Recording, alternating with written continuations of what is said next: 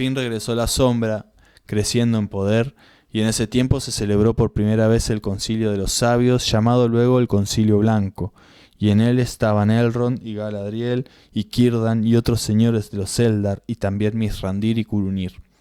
Y Curunir, que era Saruman el Blanco, fue escogido como jefe, pues era quien más había estudiado las estratagemas de Sauron en otros tiempos.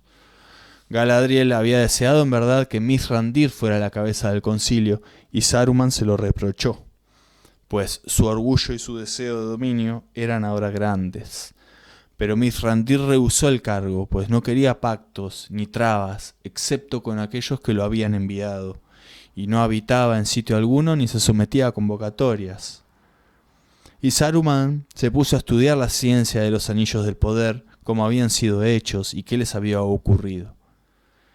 Ahora bien, la sombra se hacía cada vez más grande y los corazones de Elrond y Mithrandir se oscurecieron. Por tanto, en una ocasión, Mithrandir fue de nuevo con gran peligro a Dol Guldur y a los abismos del hechicero y descubrió la verdad y escapó. Y volviendo ante Elrond, dijo: «Ciertas hay son nuestras sospechas. Este no es uno de los Ulairi, como muchos lo creyeron largo tiempo. Es el mismo Sauron que otra vez ha cobrado forma y crece ahora deprisa. Y está juntando otra vez todos los anillos y busca siempre noticias acerca del único y de los herederos de Isildur, si viven aún sobre la tierra». Y Elrond contestó: «En la hora en que Isildur tomó el anillo y no quiso cederlo, se obró este hado, que Sauron volvería. No obstante, el único se perdió», dijo Mithrandir, «y mientras no se encuentre, podemos dominar al enemigo si unimos nuestras fuerzas y no nos demoramos demasiado». Entonces se convocó el Concilio Blanco, y allí Mithrandir los instó a rápidos procederes, pero Curunir se opuso y los aconsejó esperar y vigilar. «Porque no creo», dijo, «que volvamos a encontrar al único en la Tierra Media. Cayó en el Anduin y pienso que habrá sido arrastrado al mar hace ya tiempo. Allí quedará hasta el fin, cuando todo este mundo se haya roto y los abismos se vacíen». Por tanto, nada se hizo en esa ocasión, aunque había recelo en el corazón de Elrond, quien le dijo a Mithrandir: «No obstante, presagio que el único llegará a encontrarse y habrá guerra otra vez, y en esa guerra esta edad llegará a término. Concluirá, por cierto, en una segunda seguridad, a menos que una extraña ocasión nos libere, que mis ojos no pueden ver». «Muchas son las extrañas ocasiones del mundo», dijo Mithrandir, «y el socorro a menudo llega de manos de los más débiles, cuando los sabios fracasan». Ocurrió entonces que los sabios se sintieron perturbados, pero ninguno leyó entonces en los negros pensamientos de Curunir, ni nadie supo que era ya un traidor, pues deseaba que él y no otro fuese quien encontrara el anillo, y así podría ponérselo y doblegar a todo el mundo a voluntad. Durante demasiado tiempo había estudiado los pasos de Sauron con la esperanza de derrotarlo, y ahora le tenía más envidia como rival que odio por lo que había hecho. Y creía que el anillo, que pertenecía a Sauron, buscaría a su amo cuando éste reapareciese, pero si volvían a expulsarlo, entonces el anillo permanecería oculto. Por tanto, estaba dispuesto a jugar con el peligro y dejar tranquilo a Sauron por un tiempo, pues esperaba prevalecer mediante artilugios tanto sobre la gente amiga como sobre el enemigo, cuando el anillo apareciera. Montó una guardia en los campos glaudos, pero pronto descubrió que los sirvientes de Dol Guldur registraban todos los caminos del río en esa región. Entonces advirtió que también Sauron estaba enterado de cómo había muerto Isildur, y tuvo miedo, y se retiró a Isengard y la fortificó. Y se enfrascó cada vez más profundamente en la ciencia de los anillos del poder y en el arte de la forja. Pero no dijo nada de esto en el concilio, esperando ser el primero en oír nuevas del anillo. Reunió a todo un ejército de espías, y muchos de entre ellos eran pájaros, porque Radagast no adivinó la traición de Curunir y lo ayudó creyendo que estaban vigilando al enemigo. Pero la sombra del bosque negro era cada día más profunda, y unas criaturas malignas concurrieron a Dol Guldur desde todos los lugares oscuros del mundo, y se unieron nuevamente bajo una sola voluntad, y volvieron su malicia contra los elfos y los sobrevivientes de Númenor. Pero al fin el concilio fue de nuevo convocado y se debatió mucho la ciencia de los anillos, pero Mithrandir le habló al concilio diciendo: no es necesario que encontremos el anillo, porque mientras permanezca en la tierra y no se deshaga, tendrá siempre poder, y Sauron crecerá y confiará. El poder de los elfos y de los amigos de los elfos es menor ahora de lo que fue.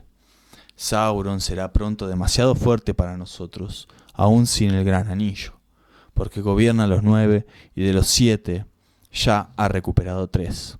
Tenemos que atacar. A esto asintió ahora Curunir, deseando que Sauron fuera arrojado de Dol Guldur, que estaba cerca del río, y no tuviera oportunidad de continuar la busca. Así dio por última vez ayuda al concilio y las fuerzas se unieron, y atacaron Dol Guldur y expulsaron a Sauron de su baluarte, y durante un corto tiempo el Bosque Negro volvió a ser como antaño. Pero el golpe que asestaron llegó demasiado tarde, porque el Señor Oscuro lo había previsto, y él estaba esperándolo desde hacía mucho tiempo, y los Ulairi, los 9 sirvientes, habían ido delante de él para prepararle el camino. Por tanto, la huida fue solo un engaño, y Sauron pronto volvió, y antes de que los sabios pudieran prevenirlo, se instaló en su reino de Mordor, y levantó una vez más las torres oscuras de Barad-dûr. Y en ese año se convocó el Concilio Blanco una última vez, y Curunir se retiró a Isengard y no recibió otro consejo que el suyo propio. Los orcos estaban reuniéndose y lejos al este y al sur los pueblos salvajes se armaban. Entonces, en medio del miedo creciente y los rumores de guerra, el presagio de Elrond se cumplió, y el anillo único fue encontrado en verdad, en una ocasión más extraña todavía que la prevista por Mithrandir, y permaneció oculto de Curunir y de Sauron, porque había sido recogido del Anduin mucho antes que ellos lo buscaran, y lo había encontrado un pequeño pescador que vivía en una aldea junto al río antes de la caída de los reyes de Gondor, y quien lo encontró lo llevó fuera a un oscuro escondrijo bajo las raíces de las montañas, a donde nadie podía ir a buscarlo. Allí quedó hasta que en el año del ataque a Dol Guldur fue nuevamente encontrado por un viajero que huía perseguido por los orcos a las profundidades de la tierra, y pasó a un país distante, a la tierra de los Periannath, la gente pequeña, los medianos, que habitaban al oeste de Eriador. Y antes de ese día, poco habían interesado a los elfos y a los hombres, y en los consejos de Sauron o de los sabios, nadie, excepto Mithrandir, los había tenido en cuenta. Ahora bien, por fortuna, y porque él estaba atento, Mithrandir fue el primero en tener noticias del anillo antes de que Sauron se enterase. No obstante, se sintió afligido e inquieto, porque muy grande era el poder maligno de esa cosa como para que la tuviera alguno de los sabios, a no ser que como Curunir deseara convertirse en un tirano y en otro señor oscuro, pero no era posible ocultárselo por siempre a Sauron, ni deshacerlo mediante las artes de los elfos. De modo que con ayuda de los Dúnedain del norte, Mithrandir hizo vigilar la tierra de los Periannath y aguardó la ocasión oportuna. Pero Sauron tenía muchas orejas y no tardó en oír el rumor del anillo único que deseaba por encima de todas las cosas, y envió a los Nazgûl a que lo buscaran. Entonces estalló la guerra, y en la batalla con Sauron, la tercera edad acabó como había empezado. Pero quienes vieron lo que se hizo en aquel tiempo, hazañas heroicas y asombrosas, han contado en otro sitio la historia de la Guerra del Anillo y cómo terminó no solo con una victoria imprevista, sino también con dolor desde mucho antes presagiado. Dígase aquí que en aquellos días el heredero de Isildur se levantó en el norte y tomó los fragmentos de la espada de Elendil, y en Imladris volvieron a forjarse. Y el heredero fue a la guerra, un gran capitán de hombres. Era Aragorn, hijo de Arathorn, el 39º heredero en línea directa de Isildur, y sin embargo más semejante a Elendil que ninguno antes de él. Hubo batalla en Rohan, y Curunir el traidor fue derribado e Isengard quebrantada. Y delante de la ciudad de Gondor se libró una gran contienda, y el señor de Morgul, capitán de Sauron, entró allí en la oscuridad. Y el heredero de Isildur condujo al ejército del oeste hasta las puertas negras de Mordor. En esa última batalla estaban Mithrandir y los hijos de Elrond y el rey de Rohan, y los señores de Gondor, y el heredero de Isildur con los Dúnedain del norte. Allí por fin enfrentaron la muerte y la derrota, y todo valor resultó vano, porque Sauron era demasiado fuerte. No obstante, en esa hora se puso a prueba lo que Mithrandir había dicho, y la ayuda llegó de manos de los débiles cuando los sabios fracasaron. Porque como se oyó en muchos cantos desde entonces, fueron los Periannath, la gente pequeña, los habitantes de las laderas y los prados, quienes trajeron la liberación. Porque Frodo el mediano, se dice, portó la carga a pedido de Mithrandir, y con un solo sirviente atravesó peligros y oscuridad, y a pesar de Sauron llegó por último al monte del destino. Y allí arrojó el gran anillo de poder al fuego en que había sido forjado, y así por fin fue deshecho, y el mal que tenía se consumió. Entonces cayeron Sauron y fue derrotado por completo, y se cayó Sauron y fue derrotado por completo y se desvaneció, como una sombra de malicia, y las torres de Barad-dûr se derrumbaron en escombros, y al rumor de esta caída muchas tierras temblaron. Así llegó otra vez la paz, y una nueva primavera despertó en el mundo, y el heredero de Isildur fue coronado rey de Gondor y de Arnor, y el poder de los Dúnedain fue acrecentado y la gloria renovada. En los patios de Minas Anor, el árbol blanco floreció otra vez, pues Mithrandir encontró un vástago de las nieves del Mindolium, que se alzaba alto y blanco por sobre la ciudad de Gondor. Y mientras creció allí, los días antiguos no fueron del todo olvidados en el corazón de reyes.